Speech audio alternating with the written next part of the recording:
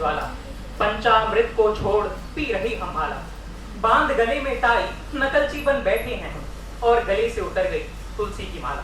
सम्माननीय सभाध्यक्ष एवं मेरे आगंतुक श्रोताओं, 15 अगस्त 1947 पंछियों के आजाद स्वर और अठखेलियां करती मंत्र मुग्ध कर देने वाली हवाओं के बीच भारत जब अपनी आजादी का पहला सवेरा देखता है, तो जहां एक ओर आसमां में असमय होली के रंग खिल रहे थे, तो वहीं दूसरी ओर कपाल पर चिंता की एक लंबी लकीर खिंच रही थी कि आखिर भारत का आने वाला कल कैसा होगा। और तभी 26 जनवरी 1950 को एक परिपक्व और खुद मुख्तार संविधान हमारी सारी चिंताएं हर लेता है। और उस संविधान के मूल में है एक ऐसे राष्ट्र का निर्माण जो अपनी राष्ट्रीय धरोहर को, जो अपनी संस्कृति को, जो अपनी भाषा को सदा अमर रखे।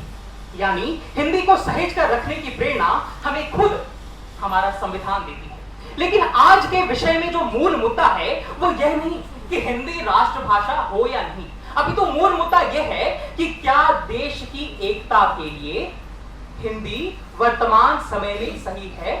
और मेरी मानो तो वर्तमान परिप्रेक्ष्य को देख के नहीं, मुझे नहीं लगता कि वर्तमान समय में हिंदी राष्ट्र की एकता सुनिश्चित कर सकती है। मेरे पास इसके लिए 3 कारण हैं। नंबर 1, 1991 में जब भूमंडलीकरण और वैश्वीकरण का दौर आता है, तब हम एक बाजार एक विश्व की बात करते हैं। और इस एक बाजार एक विश्व को जो भाषा एक सूत्र में पिरोती है, वो भाषा दुर्भाग्यवश हिंदी नहीं अपितु अंग्रेजी है। यानी यदि भारत की बेरोजगार युवाओं को आज नौकरी चाहिए, तो इसके लिए उन्हें अंग्रेजी का ज्ञान होना आवश्यक है, क्योंकि बहुराष्ट्रीय कंपनियां आकर उनका साक्षात्कार, उनके कामकाज अंग्रेजी में देखेंगी। यानी हमारा समाज खुद वर्तमान समय में हिंदी को राष्ट्रभाषा के तौर पर स्वीकार करने के लिए तैयार नहीं है, क्योंकि मेरे पिताजी से लेकर सबके पिताजी ये कहते हैं कि हिंदी क्या सीखनी, इंग्लिश स्पीकिंग कोर्स करो।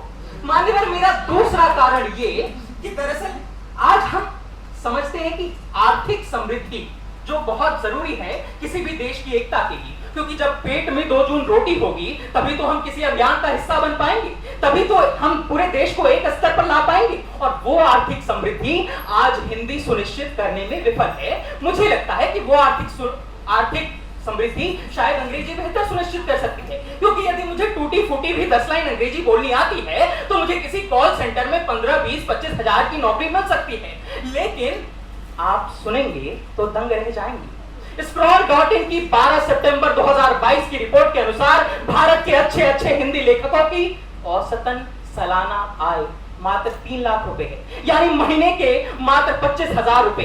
अब ऐसे में जब आर्थिक समृद्धि कोई भाषा आपको सुनिश्चित नहीं कर सकती, भला वो भाषा देश की एकता कैसे सुनिश्चित कर सकती है। और इसीलिए अटल जी कहा करते थे कि कलकत्ते के फुटपाथों पर जो आंधी पानी सहते हैं, जाकर उनसे पूछो 15 अगस्त किसे कहते हैं। मान्यवर, मेरा तीसरा और अंतिम कारण ये कि दरअसल आज हम हिंदी पर खुद ही गर्व करना भूल गए हैं। मेरे विपक्षी मित्र यहाँ आकर जिस दिल्ली की शिक्षा क्रांति की बात करती हैं, उसी दिल्ली के शिक्षा क्रांति के जनक यानी माननीय उप मुख्यमंत्री या माननीय मुख्यमंत्री भी अपने भाषण के दौरान ये कहते हैं कि हमारे विद्यालय के बच्चे आज फर्राटेदार अंग्रेजी बोल रहे हैं।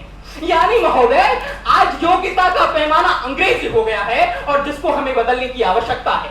मैं भी चाहता हूं कि हिंदी हमारी राष्ट्रभाषा बने, लेकिन इससे पहले हमें 4 कदम सुनिश्चित करने की जरूरत है। और इस मंच के माध्यम से मैं ये मांग रखता हूं कि यदि अंग्रेजी हम 12वीं तक अनिवार्य रखते हैं अपने विद्यालयों में, हमें हिंदी भी 12वीं तक अनिवार्य रखना चाहिए। फिर चाहे आप दक्षिण भारत से आए, उत्तर भारत से आए, पश्चिम भारत से आए, 12वीं कक्षा तक आपको हिंदी पढ़नी है, मतलब पढ़नी है। दूसरी मांग ये कि अंतर्राष्ट्रीय मंचों पर जब हमारे नेता जाएं तो अपनी बात हिंदी में रखें, जैसे माननीय प्रधानमंत्री ने संयुक्त राष्ट्र को संबोधित करते हुए किया। नंबर 3, नई शिक्षा नीति के अंतर्गत जो प्रारंभिक शिक्षा को क्षेत्रीय भाषा में देने की बात की गई है, वो शिक्षा हम हिंदी में प्रदान करें, मातृभाषा में प्रदान करें। और नंबर 4 और अंतिम कि मान्यवर, शासकीय कार्य, आखिर हिंदी को जो दर्जा हमने दे रखा है यानी राजभाषा का, वो तो ठीक ठाक से चले, यानी शासकीय कार्य पूर्णतः हिंदी में हो और इस पर सरकार निगरानी करे। बहुत बहुत धन्यवाद।